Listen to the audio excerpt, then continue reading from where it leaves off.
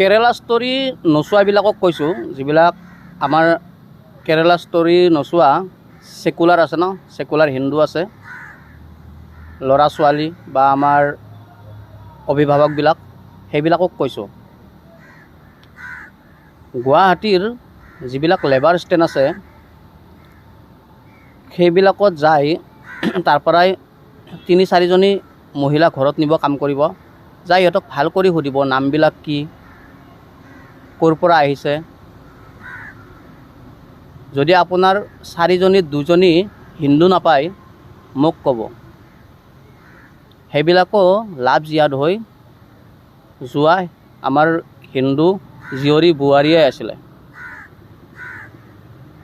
গতিকে মই ভালদৰে জানো এইবিলাক, কাৰণ আমি কামত মানে লৈ আহোঁ কেতিয়াবা, আনতে আমি ভাল কৰি ডিটেইলছবিলাক সুধিলে গম পাওঁ যে মোক কিছুমানে কয় যে মোক মিছা নাম কৈ কিনে বিয়া পাতিছে, কিছুমানে কয় যে মোক ব্লেকমেইলিং কৰি বিয়া পাতিছে, তাৰপিছত মই এৰিব নোৱাৰা হ'লোঁ, মানে তেনেকুৱা বহুত পাব। গতিকে কেৰেলা ষ্টৰী অকল ফিল্মত নহয়, মনত ৰাখিব এইটো অৰিজিনেলকৈ হৈ আছে, গোটেই ভাৰতত হৈ আছে।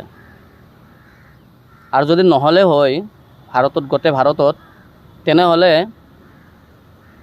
আজি 5%ৰ পৰা 35% নহ'লে হয়।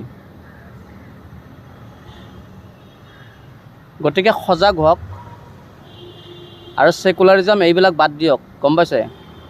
নিজৰ ধৰ্মৰ বিষয়ে জানক আৰু জনাওক।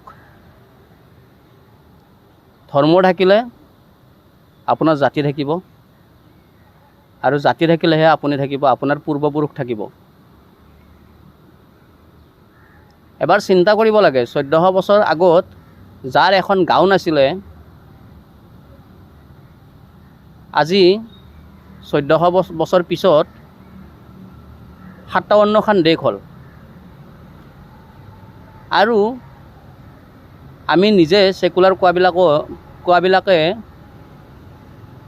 সেই সেকুলাৰবিলাকৰ গোটেই পৃথিৱীয়ে আছিলে ক'ব গ'লে, মহাভাৰতৰ টাইমত আমাৰেই আছিলে। কিন্তু আজি আমাৰ ভাৰতবৰ্ষখনো নিজৰ নহয়, এইখনো সেকুলাৰ দেশ হয়।